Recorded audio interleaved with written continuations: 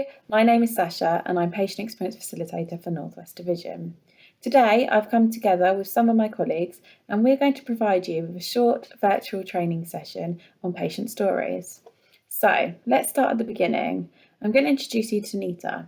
Nita is our Patient Experience Facilitator for North Central Division and she's going to tell us what a patient story is. Over to you, Nita. What is a patient story?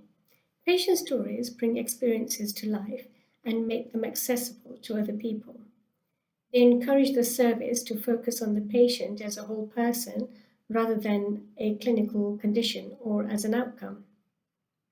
Stories told by individuals from their own perspective and in a healthcare setting can provide us with an opportunity to understand their experience of the care they have received, helping us to learn the good, the bad, and what could be done to improve their experience. At the start of our monthly quality meetings, we hear and discuss an account of someone's experiences regarding their healthcare on a specific issue or service. The patient story helps us to understand the impact of someone's experience on them, their family, and carers.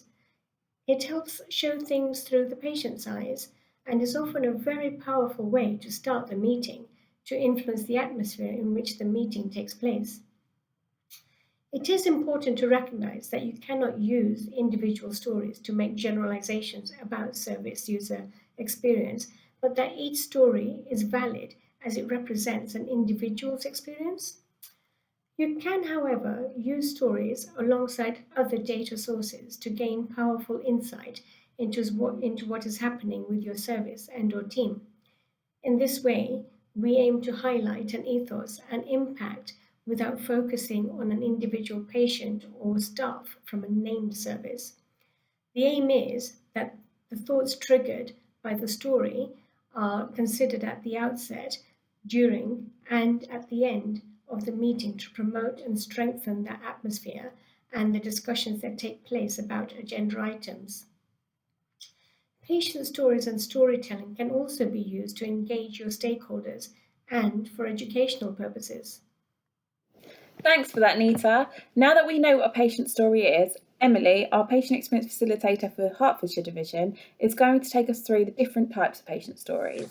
So there are different types of patient stories, the first of which are transcribed stories, and these are where the story are written down and should roughly be around 1 to 2 A4 pages in length. They can be collected in a number of different ways, including face-to-face, over the phone, or episodic, and this is where parts of the story are collected over different meetings with the patient and then put together at a later date. When collecting a patient story to transcribe, it's always helpful to record the conversation to refer back to. So another type are videoed patient stories, and they can be a really powerful way to capture the patient story and are the preferred method. They should be around 5 to 8 minutes in length and can be recorded on any CLCH laptop or smartphone, or now via Microsoft Teams. The patient experience team also have access to recording devices, so please liaise with the PAF for your division, who'll be happy to help. Another type are dynamic patient stories, and these are a more creative way of sharing a patient story and can be really helpful for those who might need different or extra support. Previous examples of these have included collages and photo diaries. It's also worth remembering that when arranging to collect the patient story, please do ensure that you're following the latest guidance with regards to infection control. Thanks for that, Emily. Next up, we're going to talk about the associated paperwork that comes with a patient story. We've got Jess, our patient experience facilitator for South West Division, who's going to talk us through that. Now, I will guide you through the paperwork associated with patient stories. So there are 4 documents that we ask you complete. Number 1 is the patient story itself. This is a transcribed story. Please complete this in the first person narrative, removing any questions that you may have asked whilst taking the story. Number 2, consent. So this is key so that we can share the story to its fullest potential. There are 3 different types of consent forms, and this depends on who you take the story from. There is a consent form for adults, relatives or carers, a consent form for children and young people, and finally a consent form for those who have a lack of capacity to consent or lasting power of attorney. Number 3, the key themes form. So we ask that you complete a sentence of background information. This is then an amalgamation of feedback from the story, which includes a summary of the positive and negative points from the story, suggestions from the patient for improvements, and any points that require further investigation. Finally, there is a section for main issues and themes identified. And finally, the action plan. This is a clear and methodical way of documenting any themes, issues, or risks identified, any desired outcomes or actions, when you would like these to be achieved by, who is responsible for these actions, and any updates. These can then be used as examples for You Said We Did, which shows how we use patient stories for service improvements and how to ultimately improve the patient experience. However, if you have any questions about any of this documentation, please do ask your divisional PEF, who would be happy to help. Thank you for that, Jess. So, for the last part of this training video, you're with me, and I'm going to take you through the process of collecting a patient story. You might already have somebody with a great story to tell in mind, or maybe there's certain parts of your service that you wish to get some more feedback on. You might also have somebody in mind to collect the story. It can be anyone, but we advise that it's not anybody who has been directly involved in the care provided. That way, the person telling the story can be completely open and honest. It could be another clinician, it could be a non-clinical member of the team, or it could even be somebody from another team. Whoever it is that tells the story and whoever it is that collects the story, remember that a story is an opportunity for the whole team to learn about the experiences of the storyteller. While a positive story might showcase all the fabulous work that you guys are doing, there may be no shared learning.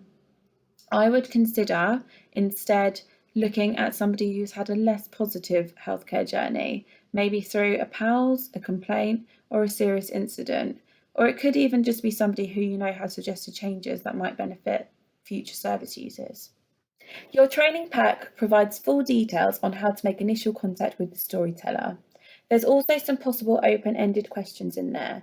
You can use these to guide the storyteller in telling their story, but please remember that these are just a guide and you shouldn't stick to them rigidly. Once you have collected your story, the next steps will be determined by the type of patient story that you have collected. For example, if you've collected a video patient story, you won't need to produce a transcript or a key themes form. However, all stories will need an action plan. We suggest that you put your action plan together with your team leader before sending your story, and all the other paperwork to your divisional PEF. We have listened to your feedback and we would now like to focus on quality rather than quantity. We would also like to see more dynamic and video stories. If you have somebody in mind for a dynamic or a video story, please get in touch with your divisional patient experience facilitator. In most cases, your PEF will be able to support you with the collection of this. If that is the case, somebody from the service will need to be there too. So that's it, your short virtual training session on patient stories. Thank you very much for joining us today. Remember, you can find everything that we've been through in more detail in the patient story training pack. You can also contact your divisional PEF if you have any further questions. Please visit our Patient Experience Hub page and you'll be able to find all of our contact details there, along with some previous examples of patient stories. Thank you again, and we really look forward to seeing and reading your patient stories.